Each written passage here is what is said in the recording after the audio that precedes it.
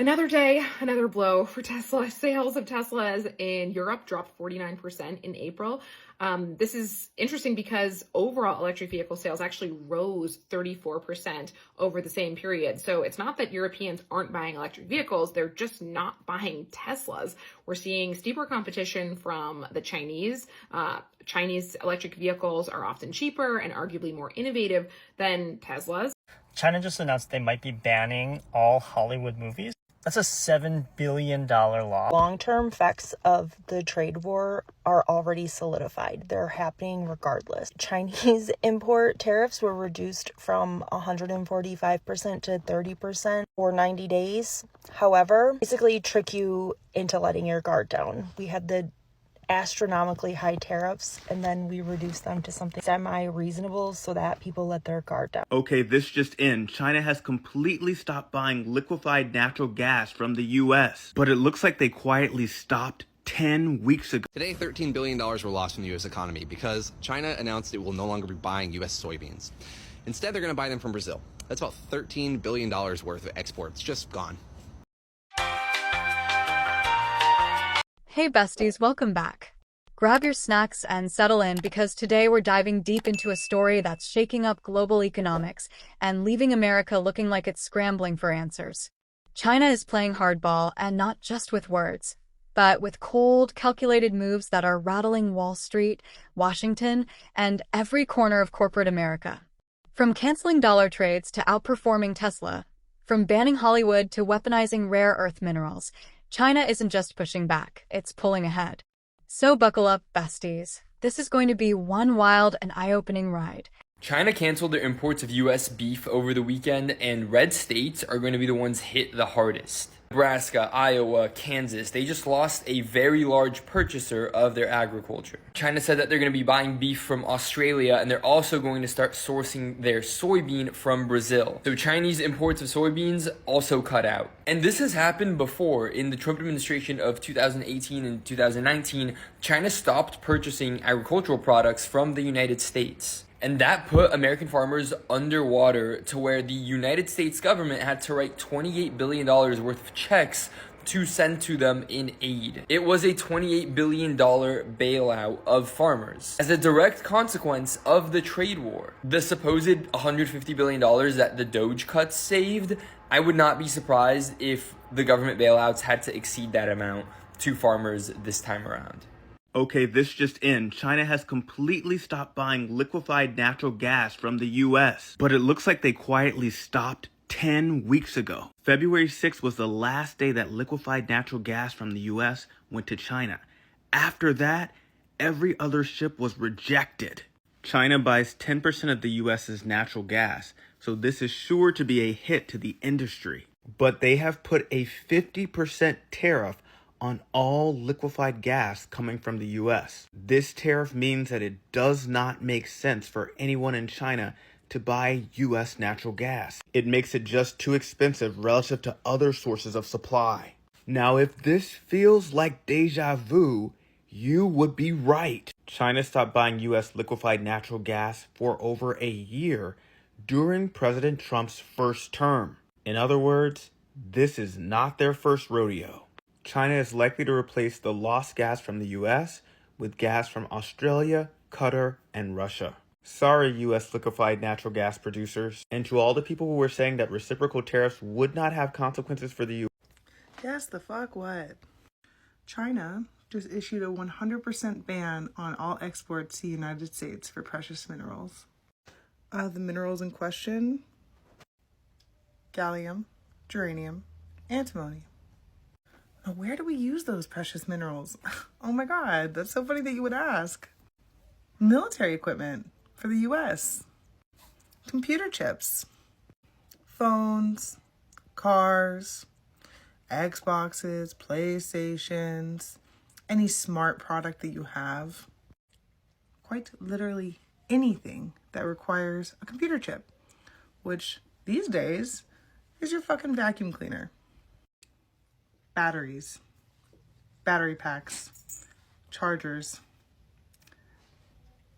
you name it, that's what goes in it. And guess who was 50% supplier to the US for those minerals? Yeah, I'll let you guess. Thanks, guys. All right, China is not messing around. They just put export restrictions on rare earth minerals to the United States. This is going to kill our advanced manufacturing. So what is a rare earth mineral? Why is this important? Basically, rare earth minerals are in everything that you use on a daily basis. Your phone, your laptop, lights, bulbs, everything electronic in your house has some sort of rare earth mineral in it. There are not that many countries that have rare earth minerals in the ground, and China is like the #1 country that has some of the most rare earth minerals. Like, it doesn't even come close. 80% of the rare earth minerals on Earth come from China. The US has like barely any rare earth minerals, right? Like, so, and it is so important to all of our industries, like the big ones, military, renewable energy, cars, airplanes, semiconductors, and chips. So big boss China has basically said, hey, look, these tariffs, keep plastering them on us. We're just going to stop exporting these key elements to your manufacturing base, and your products are just never going to get built. Or they're going to become so expensive, we're just going to put like crazy markups on this stuff that like your products are not going to be profitable ever. Honestly, it is probably the reason that Trump really wants Ukraine and Greenland is to get access to rare earth minerals for America. Let's start with a move that sent shockwaves through the global financial system. China quietly ordering its major state-owned banks to reduce and, in some cases, cancel USD-based trades. For years, the US dollar has been the king of global finance. But China's pivot away from it is a loud signal. They're done playing by American economic rules. This isn't just about currency. It's about control, sovereignty, and pushing back against US hegemony. By shifting more trade into yuan and other currencies like the euro, China is not only protecting itself from US sanctions and financial manipulation, but also sending a clear message. They're building an alternative financial ecosystem, one where Washington doesn't pull the strings. And this shift threatens to destabilize America's global financial dominance. Today, $13 billion were lost from the U.S. economy because China announced it will no longer be buying U.S. soybeans. Instead, they're going to buy them from Brazil. That's about $13 billion worth of exports just gone. I don't know if you guys know how much of the United States is just dedicated to growing soybeans, but take a trip around the South. Take a trip around like North Carolina, for example. You'll see there's soybean fields everywhere. Primary customer of those, China. Chinese firms.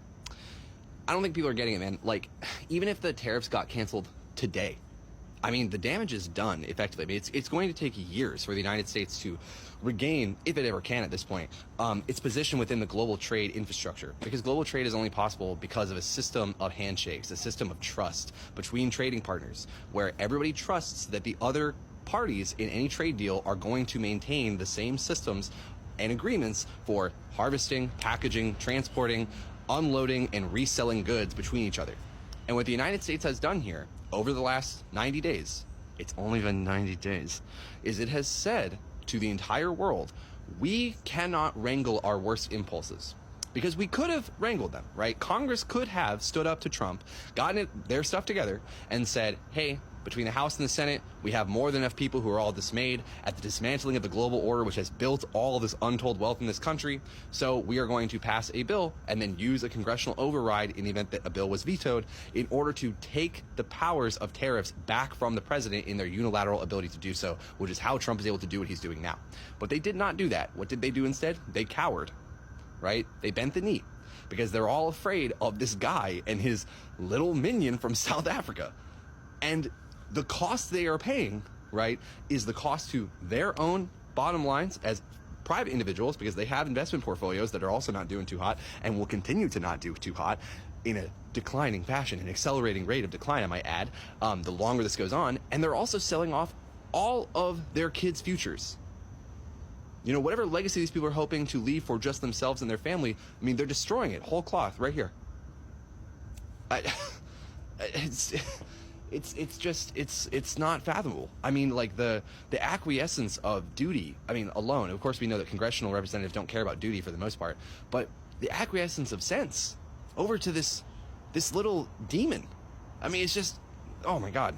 China just cut 90% of its crude oil purchase from the U.S. starting today, where they used to buy 29 million barrels a month. Now they're purchasing 3 barrels per month.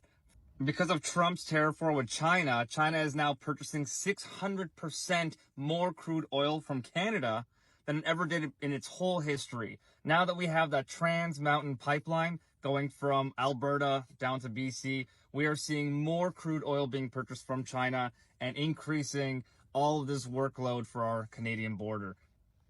And this led to Toronto prices for gas down to $1.16 per liter. And I haven't seen prices like that since the height of COVID, probably fall of 2020. What do you guys think about this tariff war? Is this a good thing for the U.S. that China's buying less oil, which means more oil for the U.S. citizens? Or is this a good thing for Canada? Like all this purchase coming from China of the crude oil that we have, from less than 1 million barrels per month to up to 8 million barrels per month China is purchasing from Canada. Now, the crude oil that China purchases from North America is a speck compared to what it purchases from Russia, from North Korea. But all of this oil sand reserves we have in Alberta, China is now purchasing more from Canada, less from the US. It just means more money coming into our Canadian country, which works well for us in the short term. Just wondering how long this will actually last. Tell me what you guys think. Is Trump winning this tariff war? You tell me. Now, America has been demanding that China cut back its exports in certain sectors, especially green tech and semiconductors, under the guise of fair competition. But China's response? A hard no. Beijing is not only refusing these demands, but doubling down on industrial expansion. You see, America's model is to suppress competitors through tariffs, sanctions, and bans. But China's model is to outbuild and out-innovate.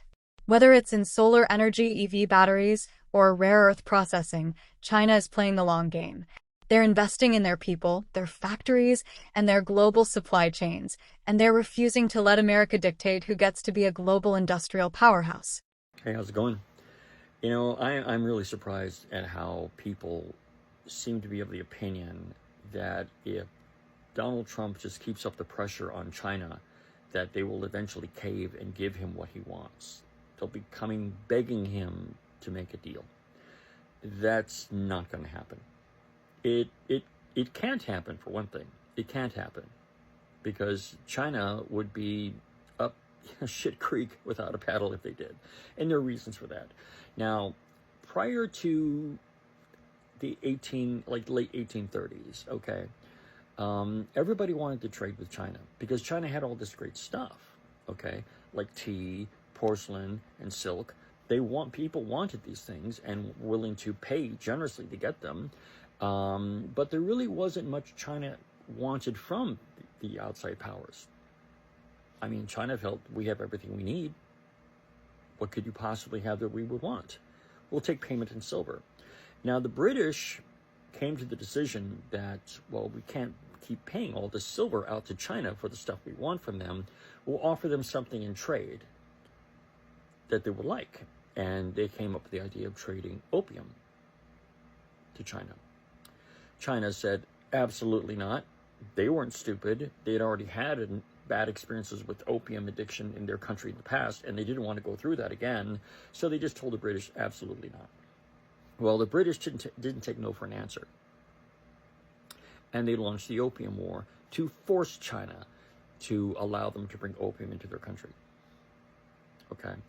And the defeat of China in the First and Second Opium War showed the rest of the world that China was the proverbial paper tiger. That if they wanted something from China, all they had to do was just go there and take it. And that's what Japan did in the First Sino-Japanese War. All right. That's how Japan got its hands, I believe, on Taiwan. All right. So for the next 110 years, outside powers took territory away from China and forced China to open ports to them. And any sort of resistance on the part of China to outside powers was met with more unequal treaties and military intervention, such as the Boxer Rebellion. Okay.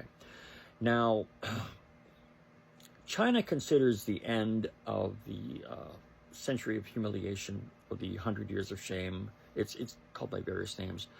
Actually, it was 110 years. To be in 1949. That was when the century of humiliation came to an end, when Mao Zedong took power. One thing the Chinese learned from the 100 years of national humiliation was China needs scientific knowledge, and they need technological advancement, and they need to beef up their military.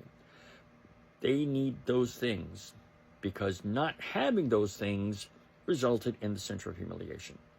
All right. So yes, they've gotten technology and military equipment from the Soviet Union for a while, until that came to an end, until China began copying this stuff from the Soviets. And of course, they would steal technology. It just the general attitude I get, general feeling I get from Chinese people is, well, the rest of the world wasn't playing very fair with us for 110 years, so why should we play fair with them? They would steal from us if given the opportunity. And see, the thing is that China, because of the 100 years of shame, where foreign powers basically pushed China around for 110 years, they are not going to allow themselves to be pushed around by anybody at this point, not even by the United States.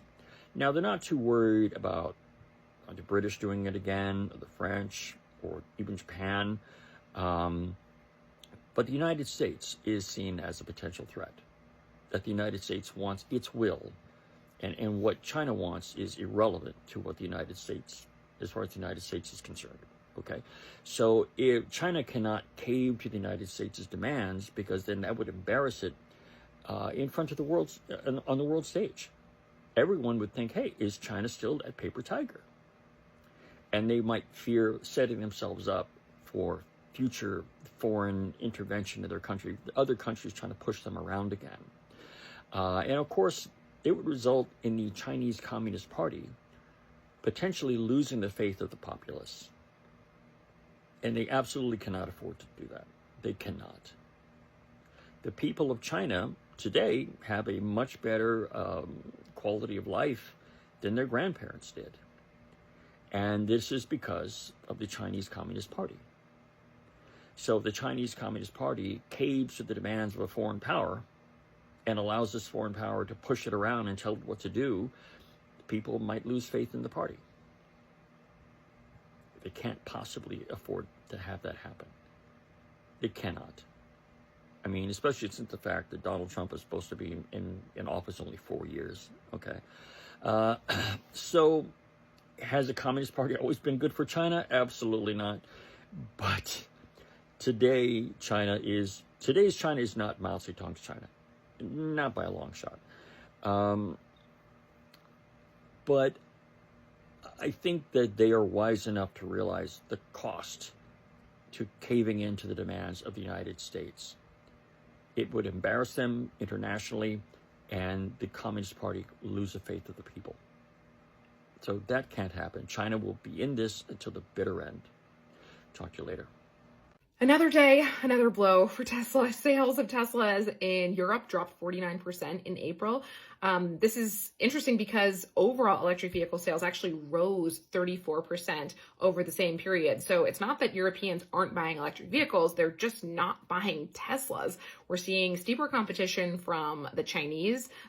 Chinese electric vehicles are often cheaper and arguably more innovative than Teslas. We're also seeing more demand than expected for hybrid vehicles in Europe. And Tesla, of course, is a pure play electric vehicle company. They don't have a hybrid range. And then number three, the ongoing political backlash against Elon Musk. He's become an incredibly divisive political figure. Will the fact that Elon Musk is now refocusing his efforts on Tesla change the story? Over the weekend, he was posting on X saying that he's back to work 24/7 for his company. He's sleeping on the factory floor. Is it going to be enough? Let's talk about electric vehicles, because here, China is straight up winning. BYD, the Chinese EV giant, is outperforming Tesla in some of the biggest and most competitive markets. In Europe, BYD has overtaken Tesla in EV sales. In non-Western countries where price matters more than branding, BYD is eating Tesla's lunch.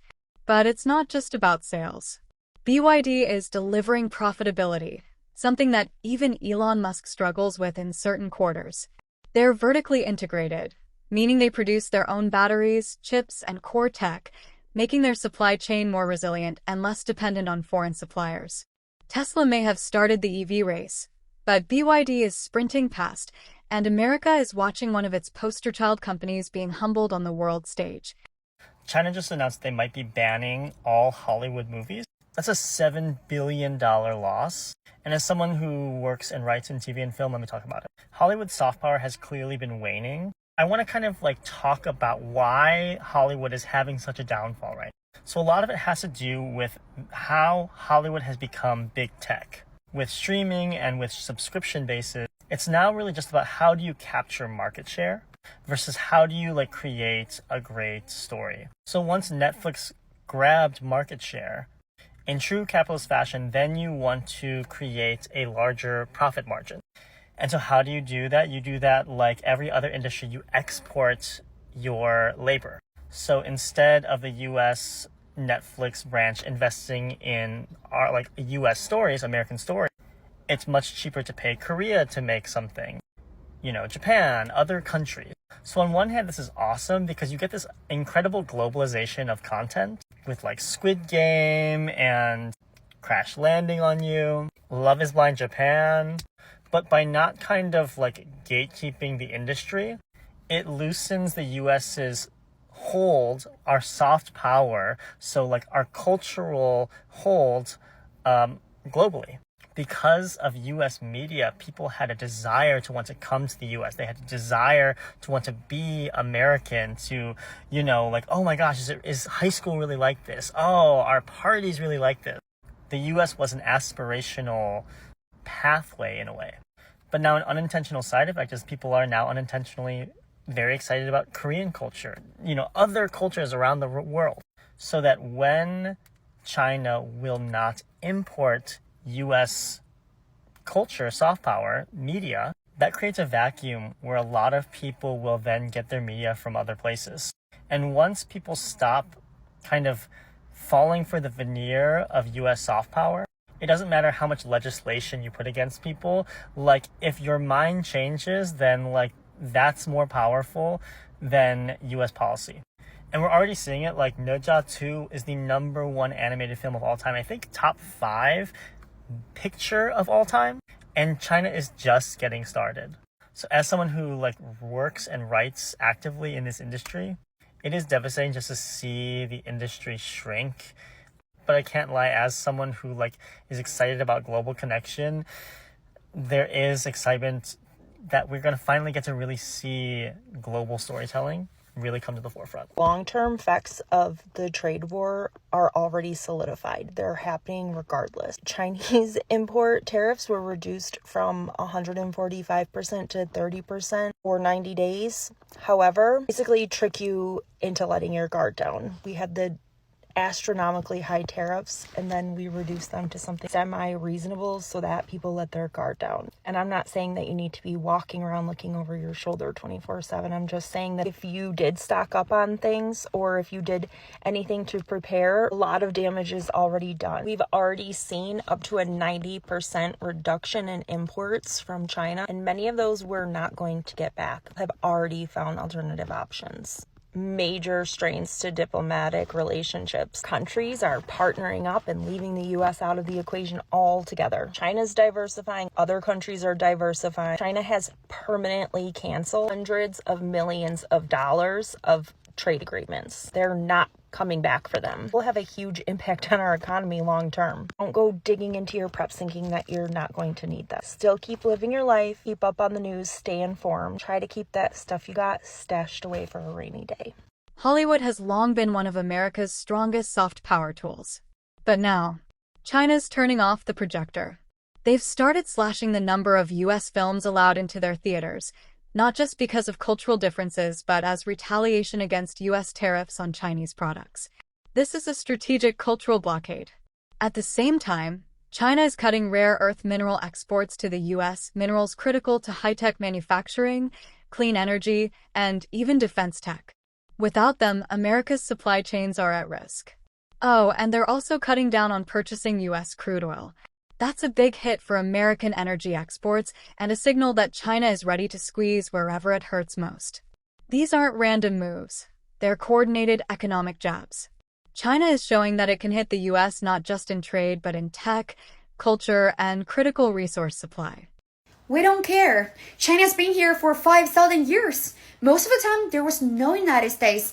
And if the United States wants to bully China, we will just deal with the situation without the United States. This is said by a Chinese representative, and his reply has won the hearts of millions of Chinese people. It shows how many Chinese people feel about those tariffs. We won't back down.